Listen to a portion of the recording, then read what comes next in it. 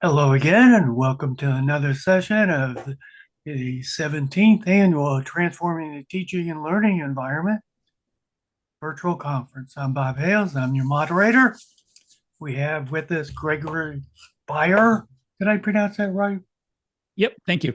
Okay, Gregory Beyer is the distance education coordinator at Customs. No, so I blew that. But anyway, and a course facilitator for the online network of educators. Um, we're fortunate he teaches classes in history and online student success. He presented at a lot of different conferences, and at InstructureCon 19, he was awarded Canvas Educator of the Year. Woohoo! Thanks. Yeah. He's going to talk to us today about how my students taught me about online teaching. Gregory, it's all yours. Okay, thank you, Bob, and thanks everyone for joining me in the session. Whether you are here asynchronously or watching the recording, I appreciate giving some of your time as I talk about how my students taught me about online education. The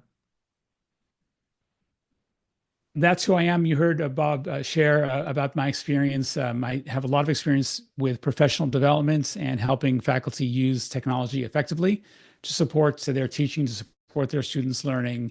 I like to say that I've been playing with educational technology since the days of HyperCard. But today I want to talk about my experience as a professor of history. I started teaching college classes 36 years ago, and I've been teaching history since 1997. And I'm of the generation where all of my undergraduate education occurred before the invention of the World Wide Web. So before there were internet browsers, that's when I learned as an undergrad. The World Wide Web was invented while I was in grad school. And therefore, all of my teaching history experience, I've always been teaching at least web enhanced classes. So I've always had the internet or the World Wide Web as an option for me and for my students. And I like to bring, of course, all that experience to bear on the work that I do. I want to mention kind of the timing matters for some of the data I'll share a little bit later. And that is, I started teaching online history in the spring of 2019. So that was prior to the pandemic. That actually will come up again a little bit later when I share some of my data. My teaching mode is almost always asynchronous. So I'm not engaged with students at the same time like I am with some of you right now. And so if that, of course, informs how I look at this transition that I made from teaching in person to teaching online. My college uses Canvas, so that's the learning management system that I have current experience with, but I have prior experience and I've got plenty of it with both Blackboard and D2L. Some of the things I'll show today, I know can be done in all of those systems, as well as Moodle. So the first question I like to answer is, why do I teach online? My job is education coordinator, so I help faculty teach online. The reason that I support it, the reason I have this job, the reason that I do it myself is basically there are two. For our students, it's both access and flexibility. I don't believe it should be harder for anyone to access a college education just because they happen to live far away from a campus or because they have scheduled, job commitments during the day that make it hard for them to attend traditional classes. And so that's kind of why I do it for our students. It also helps me in my full-time job as the DE coordinator because I have concurrent teaching experience, which means that when I'm engaging with faculty, other faculty, and talking with them about this tool and that tool, I really have, I can talk about how this maybe helps my students succeed, or maybe this other tool that was a challenge for them or a challenge for me. I know that my peers greatly benefit and they appreciate me kind of bringing that concurrent teaching experience. And finally, it is nice to have a group of um, quasi-willing subjects to for the experiments that I use as I try to dance safely along the bleeding edge of technology and education. Um, and then the big question, of course, I had was my transition successful? Do I do a good job teaching online as I thought I was doing when I was teaching in person? Again, I'm teaching asynchronously, which means all of my lectures are recorded. So I don't get to read the room like I do when I'm in person. I don't get those nonverbal checks of understanding. I don't get to visit those unspoken epiphanies, which for me are some of those my favorite moments when I'm teaching teaching in person, right? When I see a lesson kind of sinking through or a student kind of gets it. It's a lot harder to get that online, again, especially the nonverbal things. I know what my question is, right? Did I make a successful transition? Was it working for my students as well, again, as I thought it was working before? And I decided that I needed to, find what criteria I would use to judge that transition. I know my students are doing the work, so of course I, change the format of my assignments and my interactions to account for the different mode. I know my students are achieving the outcomes. They're succeeding in my courses roughly the same rate they were before.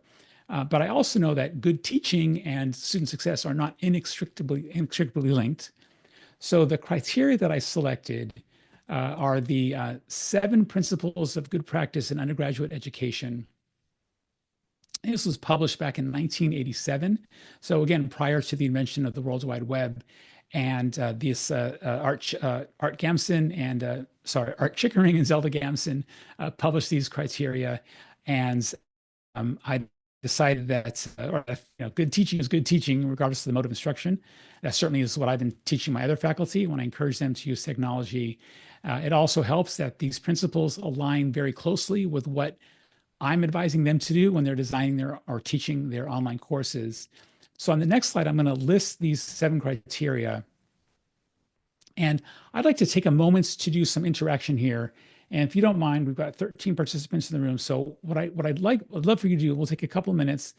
Would you please type in the chat some way that you can imagine, or that you have perhaps, or that your faculty have, how have you put one of these guidelines, these criteria into practice in an online class? And I'm going to share with you for each of these 7 how I do it in my classes, but I want to hear from you first. So I'll take a couple of minutes here to pause, and if you don't mind typing in the chat, what are some things that you do, or again, or the faculty do to help demonstrate these in practice?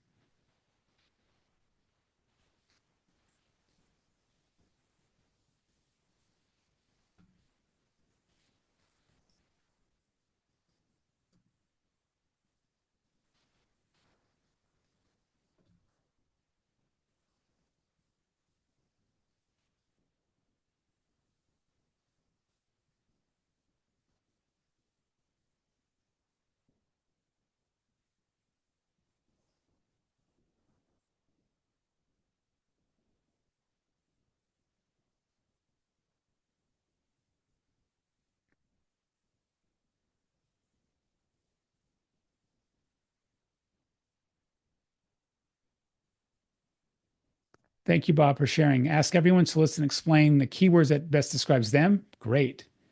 Tracy, thank you for sharing interactive class case studies, collaborative asynchronous project boards. Michelle, utilize active learning techniques like Nearpod and Padlet, provide prompt feedback. Excellent. Thank you all for sharing those. Those are all really great. Thomas, great. Thank you. I utilize social presence strategies to create proximity in the online classroom, formative assessments, etc. Excellent ideas. You all know what you're doing. So hopefully none of what I'm going to do will be a surprise or anything different. I'll again share some specific things. I'll name the tools in Canvas that I use. So I've got my criteria that I want to use. I have the question, of course, I started off with. The next question I have is who will be the judges of whether or not this transition has been made successful? Again, I think I did it okay, and I judge that based on students are staying enrolled in my classes, they're succeeding in my classes, they are achieving my student learning outcomes. So that all fits, and I figured that the best folks to ask would actually be my students.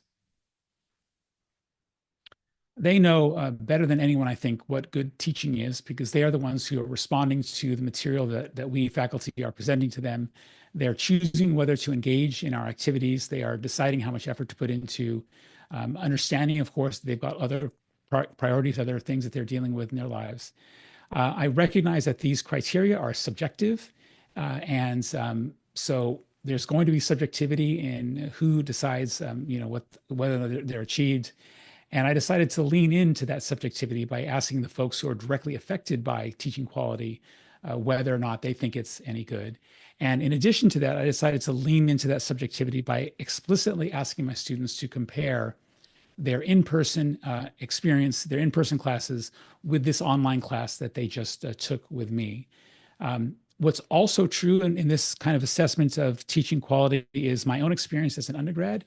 I did not have any online classes. There was no World Wide Web. So I'm not the right person to decide from that perspective if it's working for students.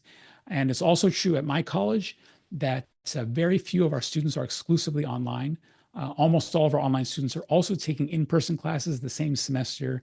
So I can feel pretty confident that my students will have that ability to compare their in-person classes with the online class that they're taking with me. So I've got the what I'm asking, the criteria, I've got the whom, and then finally is the how.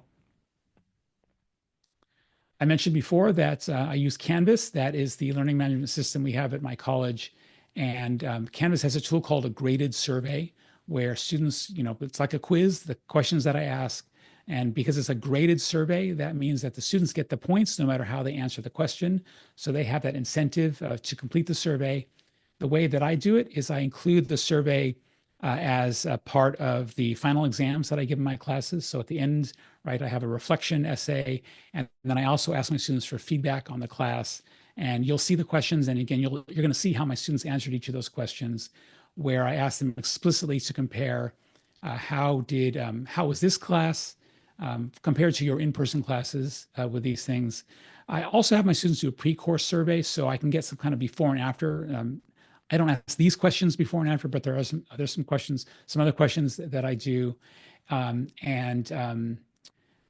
thing I like about Canvas and the survey results is that the data are easily exportable so that I can pop them into Google Sheets and make some pretty pie charts, which is what you'll be seeing during the rest of this presentation. I know that the same options exist in Blackboard and D2L, and again, the same ability to analyze it. So it's nice that all these systems allow us to collect feedback from our students. So what you'll see for the next 7 slides or so is a pie chart like this, where I ask my students, you'll see the results of my students' comparison.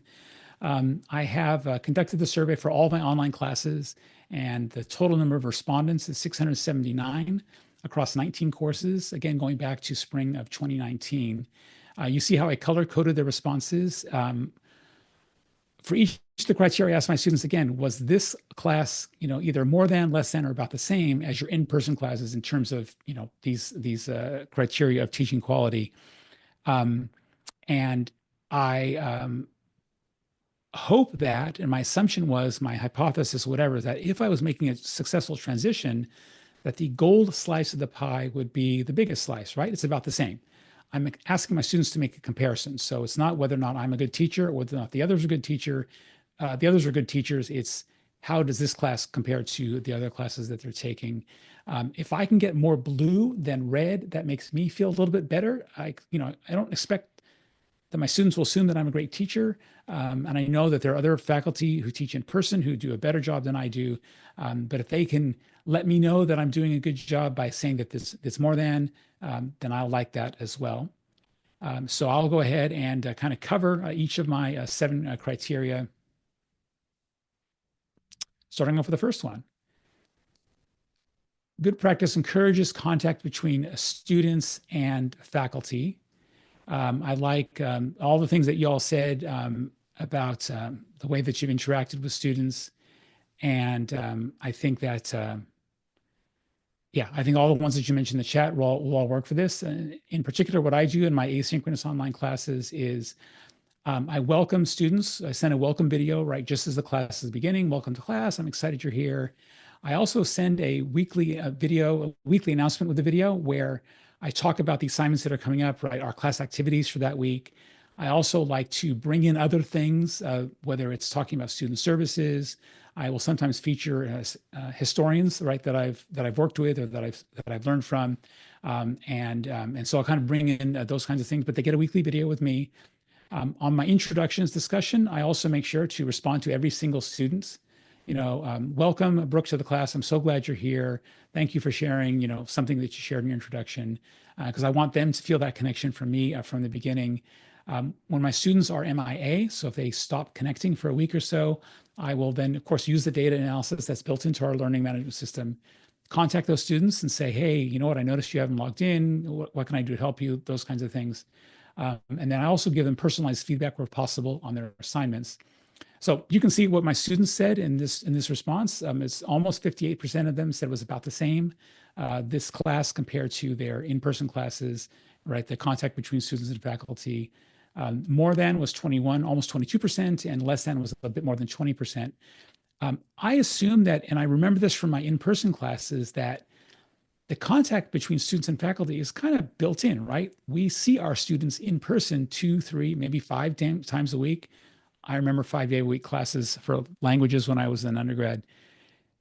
So that is kind of built into the in-person mode. For those of us teaching online, we do have to be kind of intentional with reaching out and contacting students. So I'm glad to see that my students recognize that they see that I'm in touch with that. I'm going to pause here, and I'll actually pause for each of these, see if anyone has any questions or comments. And it could be about, these results, or also could be about this criterion in general.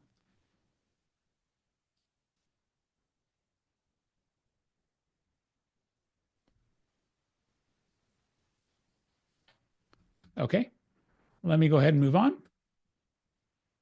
Next criterion is good practice develops reciprocity and cooperation among students. So I asked this question, did this class develop cooperation among students?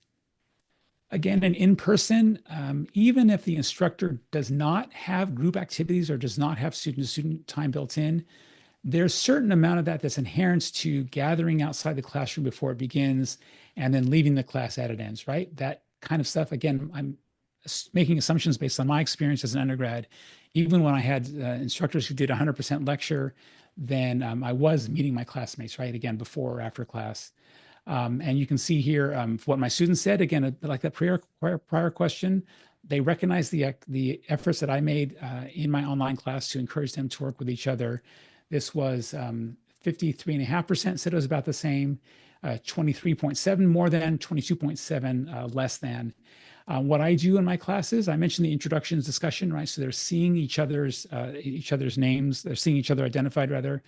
I also do a couple of well, I'm sorry, I should say that one of my assignments that's throughout the course is I require them to engage with each other as scholars on discussion boards, talking about the different interpretations that they're being exposed to in our class.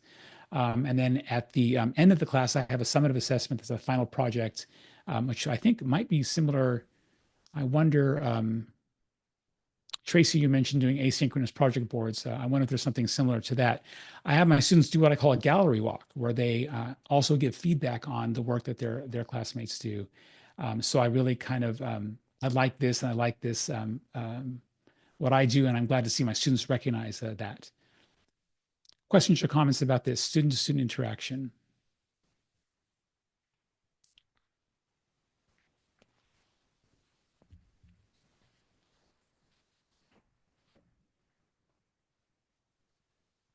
All right.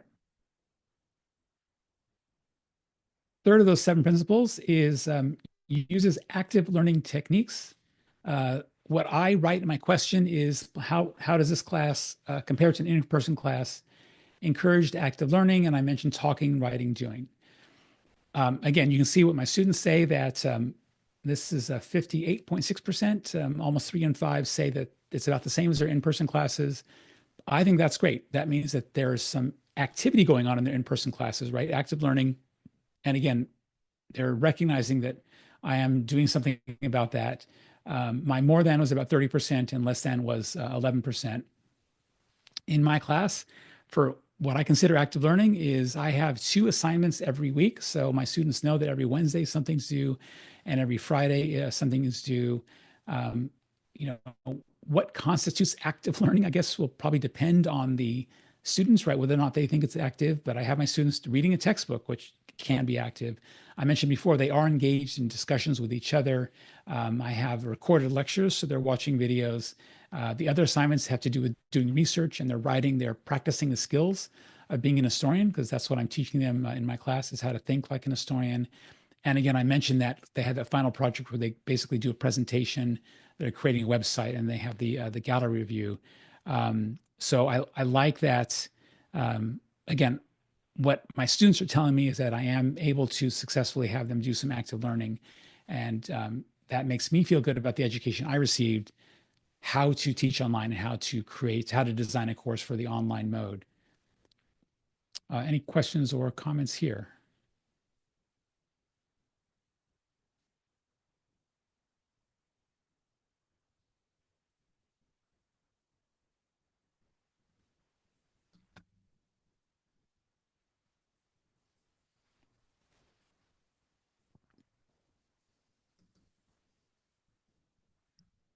Okay.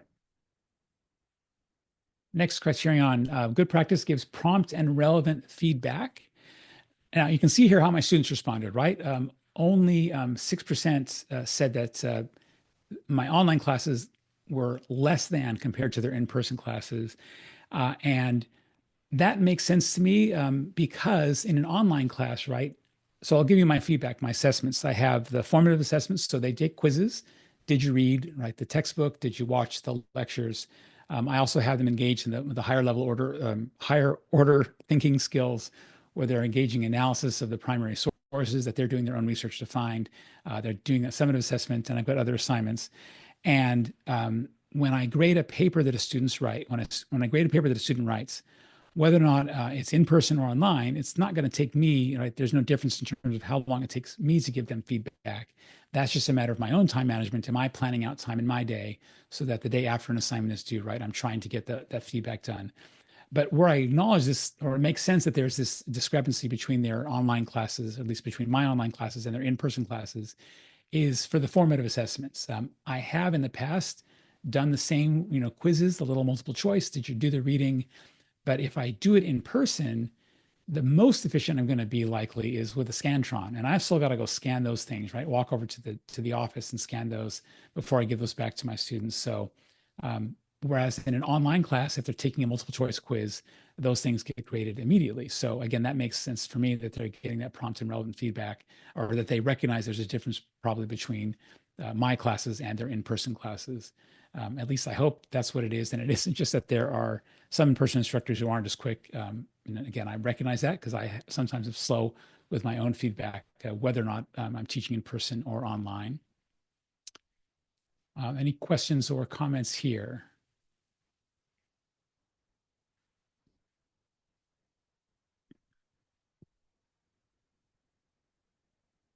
Okay. Next criterion, afternoon slump. Thanks, Bob. Yeah. Emphasizes time on task. So the way that I ask this, and I'm going to give a bit of context as well, is I ask how much of our course time was actually, spent on actual course learning objectives. Now, in my system, I teach at a community college in California. We are required by our state law that we must put our course learning outcomes on the syllabus. So our students are seeing it from the very beginning of the course. They know what we expect them to learn during a course.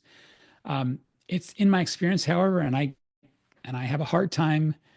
Well, I'll speak on my discipline, history. I know that those outcomes not exactly written for students, are not exactly written with students in mind. They read like they are written for other education professionals.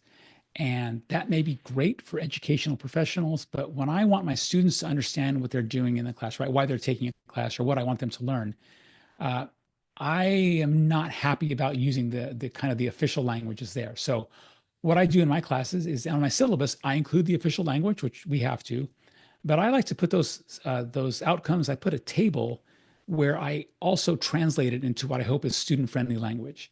And I like to take those outcomes and I will translate them, and I like to focus on a single word. And then I'll take that single word and I will basically make a little image and I'll attach that to all of my assignments to let my students know how this assignments or how which of the course outcomes, right, this assignment will help the students achieve. So of course, Analyze is one of those three in a college class, in a history class. And so for those they do an analysis of a primary source. When they do that summative assessment at the end, they are kind of analyzing the past. So I'll put that word up there, right? So I'll say this will help you achieve the Analyze outcomes. And then the students who have read the syllabus will know that Analyze in kind of official educator language means whatever those particular words are. And so I am, again, deliberate with that. I am a veteran of the outcome wars. This was back in the early aughts. I remember, a lot of agitation among instructional faculty at my college and throughout our system about what the point of having student outcomes is and all that. I know from my own experience, it felt like I was having to grade assignments twice because of course, I was giving my students a letter grade and I was giving them feedback in individual assignments, but then I also had to do a second grade where I was, assessing whether or not they achieved the outcomes. I've kind of worked out how I do that and I feel comfortable with how I do it now, but there's still a little bit of residual kind of, oh gosh, here's extra work that we have to do here. If I help my students see what the outcomes are, that helps that makes it easier for me actually, because by articulating which assignments align with each outcomes for them helps make it a lot easier for me to do my assessments of their outcome achievements at the end of the semester. So you can see, again, my students here, a big majority, this was 62% of them, said it was about the same. And when I saw this result, that made me feel really, I feel really good because it helps me kind of assess and compare how my colleagues are doing this, right? Because we all have to do it. And it makes me feel pretty good that a lot of my colleagues are actually also doing some effort to let their students know how their learning and their activities are achieving outcomes. And I would love to hear if anyone has any comments or questions on this, and particular kind of the outcome assessments, if you've got any kind of quick wins on how you do this in your classes.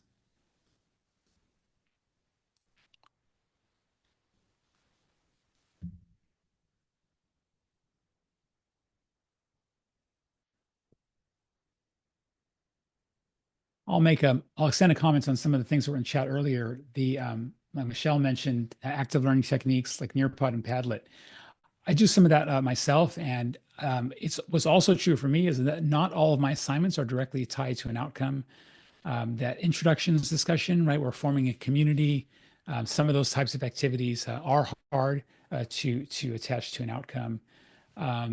Tracy, thanks for sharing. You just went through a curriculum revision. So you're also interested in how others are accomplishing this? Yeah. At the end of this session, I would love to share how I do it, although I know that's not the topic of the session.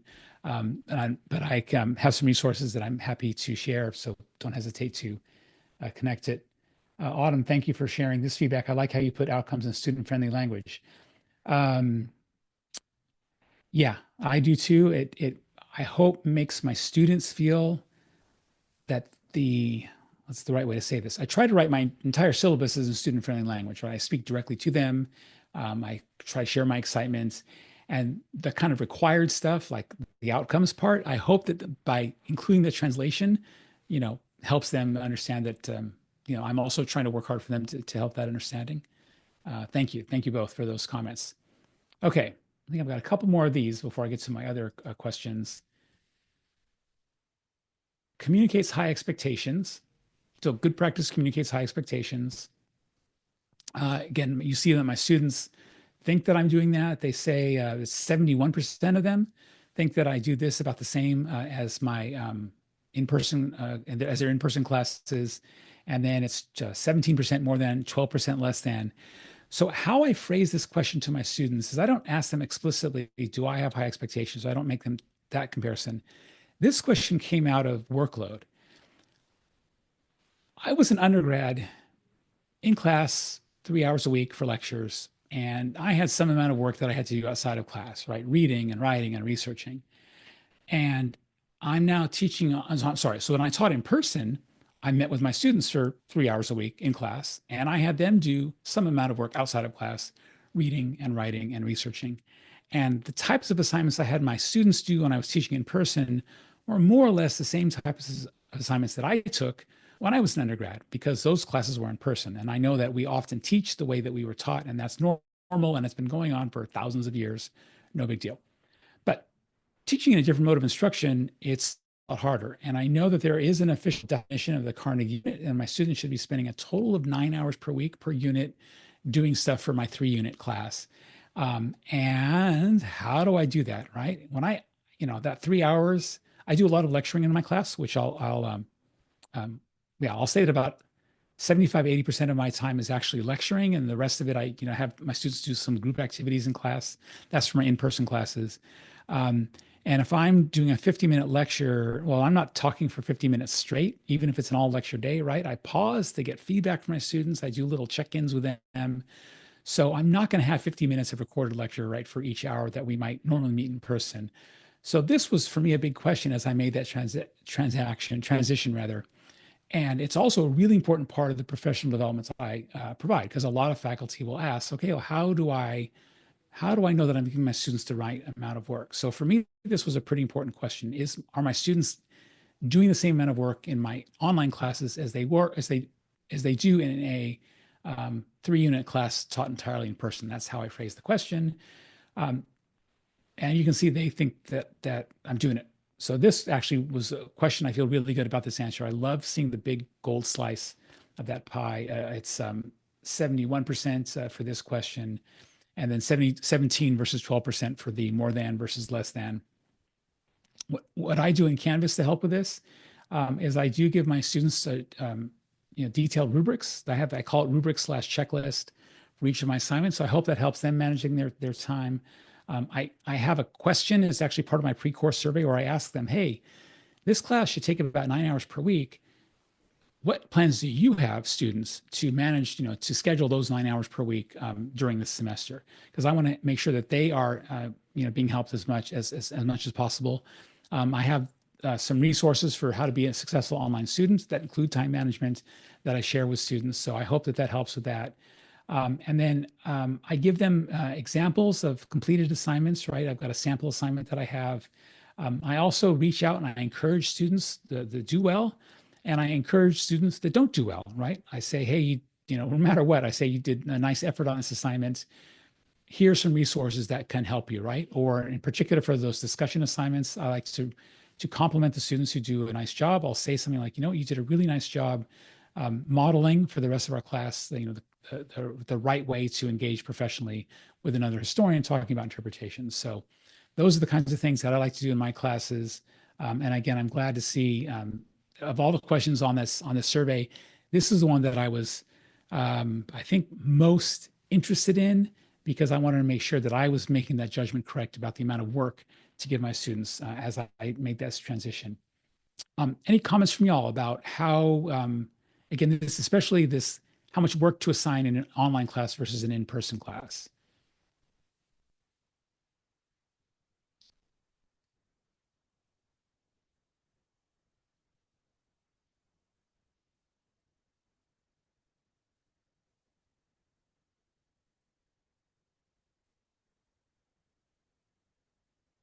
Michelle, great question. Is there a difference between full-time and adjunct faculty?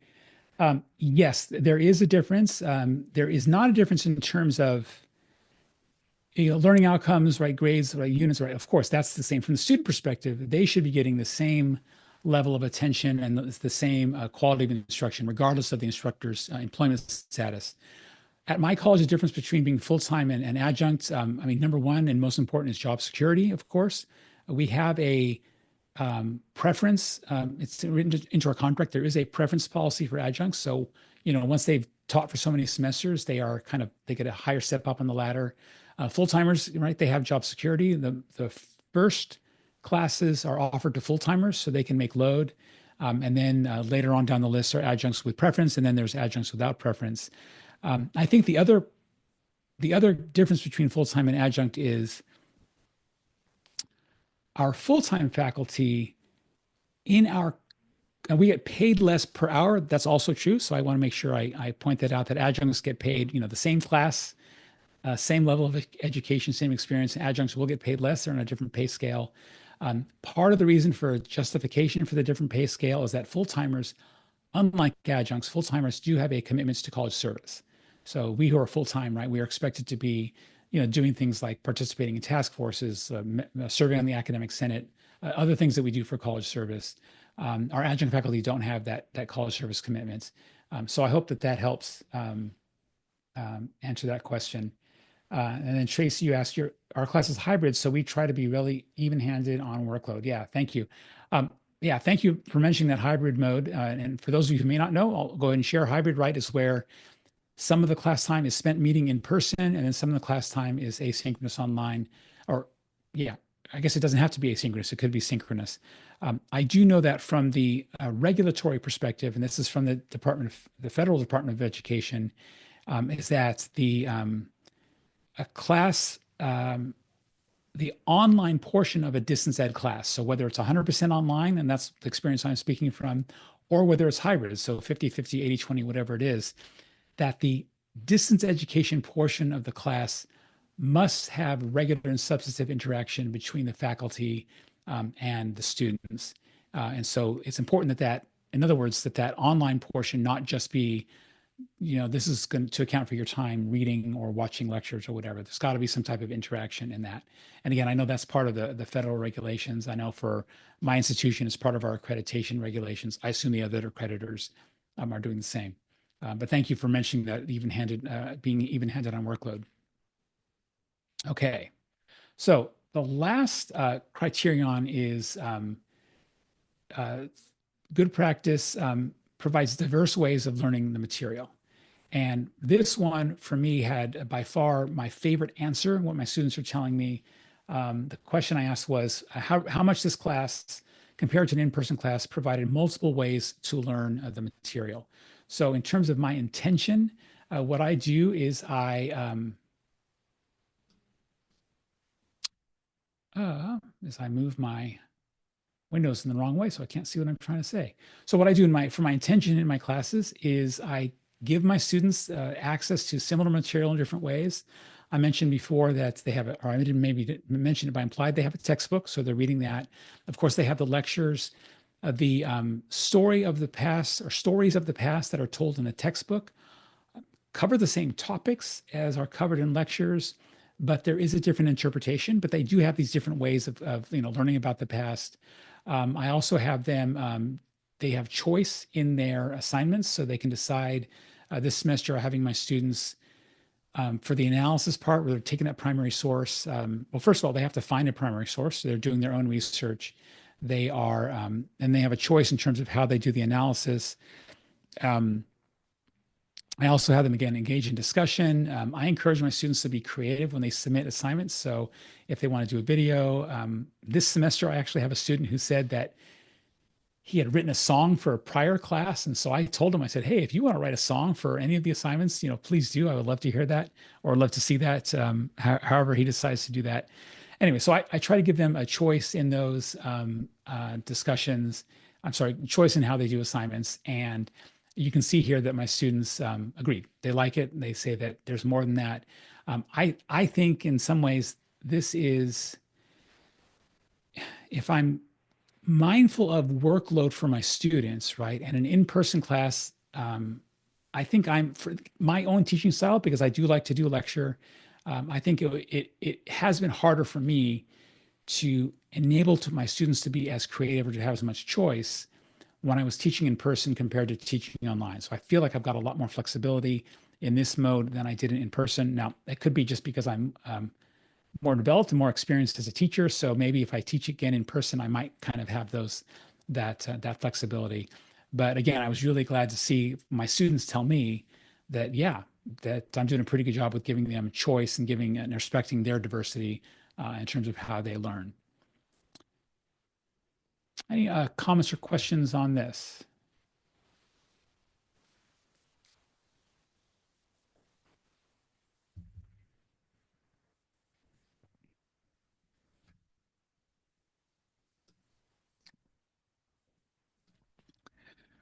So as I look at the results from my own students' assessment of my transition, I feel comfortable saying that I did an okay job. My students are telling me for each of these 7 criteria that it's a minority, never more than I think a quarter, maybe even a fifth of students who think that their in-person classes are doing more than my online classes.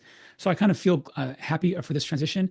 It's nice to have some data kind of supporting um, supporting the job that I do, right? Because at my college, my full-time job is I'm the distance ed coordinator. So I am the person who is providing professional, not the only source, of course, but I am the main source of professional development advice on all that kind of stuff. And I'm glad I can say that at least my students are telling me, yeah, Professor Bayer, you're doing okay.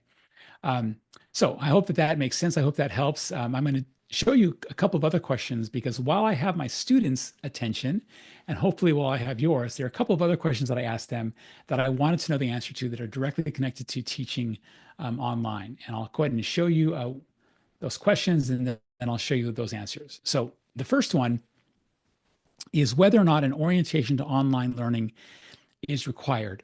What I have on the screen here is a screenshot from our website. We have a self-enrolled course in our Canvas instance called Online Learning Readiness Tutorials.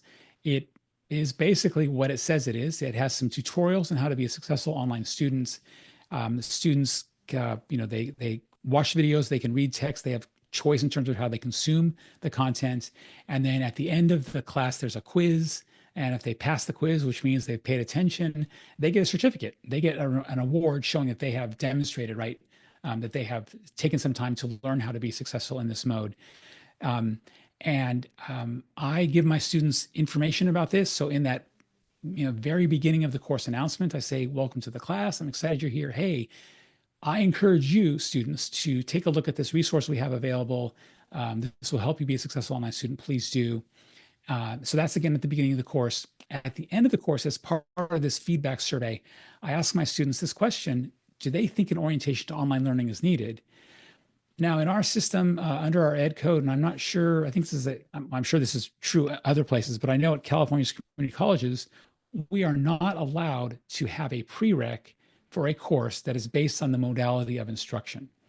We have prerequisites for courses based on content, right? Especially in the sciences and engineering, the math. There's some other disciplines where they have to, pass 1A before they're eligible to take 1B, right? Whatever the discipline is. But we can't attach it to a modality.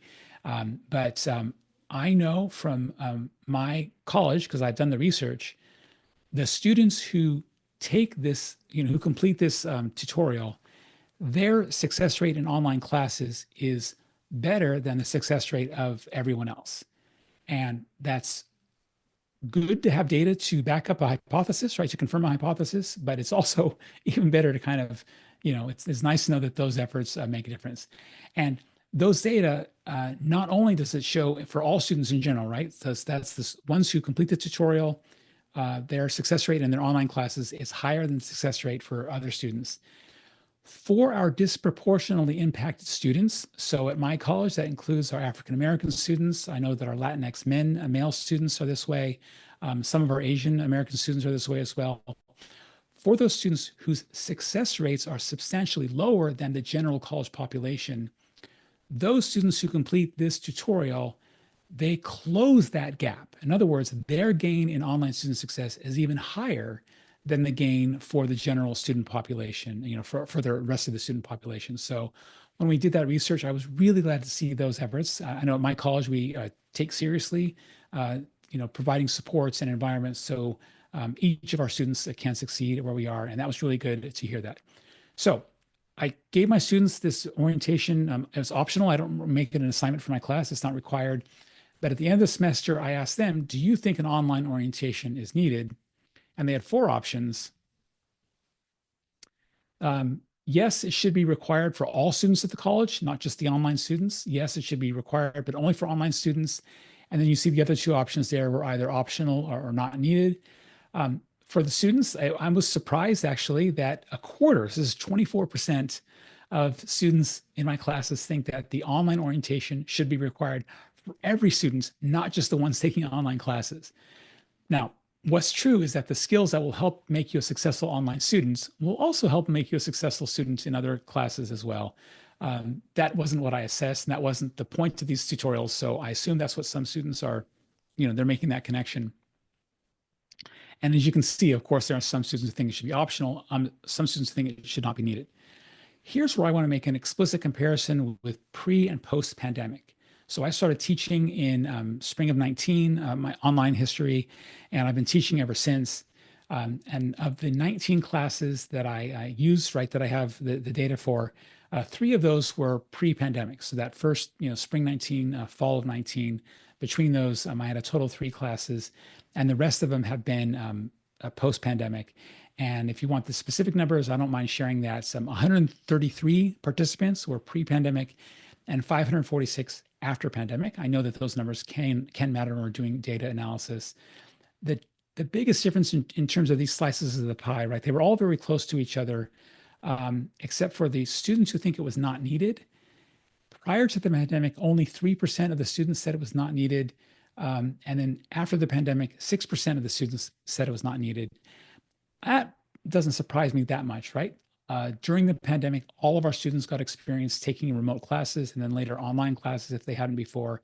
And so with that much experience, it doesn't surprise me that they think it's probably not needed. All right, so that was one of the questions. The other question I want to mention is, I asked my students who taught this class. So it's asynchronous, it's online. All the lectures are recorded. But as I was putting this class together, I knew already that there are some really high quality videos that are out there on YouTube teaching all kinds of stuff. For US history in particular, a crash course, they have a US history series that's hosted by John Green. He's the white guy in the picture there on the right. And then they also created a course called Crash Course Black American History, hosted by Clint Smith. He's the black man pictured there on the left side of the screen. And I used 40 of my 46 lectures. These are all 15 minutes or less. Of the 46 lectures in the class, 20 are with John Green, 20 are with Clint Smith, 6 are with me. And I asked my students who actually taught this class. And as I was putting this together, I know I'm curating content. And of course, I'm designing the course, I'm giving them the feedback. But I'm not as involved with the content delivery as I would be if this were an in-person class. So these are the 4 options that my students had. I asked them, it was almost entirely Professor Beyer, mostly Professor Beyer, mostly John Green and Clint Smith, or almost entirely John Green and Clint Smith. And this question is the one that I'm the most nervous about every semester when I look at the data. But I'm happy to say that my students recognize that I'm the one who's mostly teaching the class. It's about 74% or so are either mostly or almost entirely me. But I think that I still have about 26% of my students who have yet to learn that there's a lot more to teaching college than just giving a lecture. All right, I got one question that came in. Thank you, Michelle. Do I track students that have routinely participated in online learning versus those from traditional? And do you attribute that to the range of the data collected? Great question, Michelle. I don't collect this. This is all stuff that I've done internally. So these are just my students that I've surveyed. I have not connected with our college's research office. Now, I did for that other survey, I talked about the online student success tutorials, because that was thousands of students. But for these ones, I haven't yet. And that's actually a really great question. Good for further research. All right. Yes, and I was when I was asking that question, it was based on the previous slide. Oh, the previous slide being yes, this the one here. orientation. Yes. Yeah, again, thank you for asking. No, I don't have that. I don't have those data. So I don't know if there's a correlation related to that. But that's a really great question. Thank you. And I want to say, let me get back to there it is. There's my thank you. So what I want to share with you as we wrap up is that's my contact information. Please don't hesitate to ask me any questions about anything that I've done here. I know that the session will be recorded. And the survey that I used, I shared with the Canvas Commons. So if you do a search for final exam class feedback, if you want to import that into any of your courses, you're more than welcome to. And again, thank you very much. Greg, thank you. This is really, really good. And it's kind of info every faculty member who teaches online should have, so they can hopefully do better, right? Yeah, I definitely learned a lot from my students about how to be a good teacher. Yeah.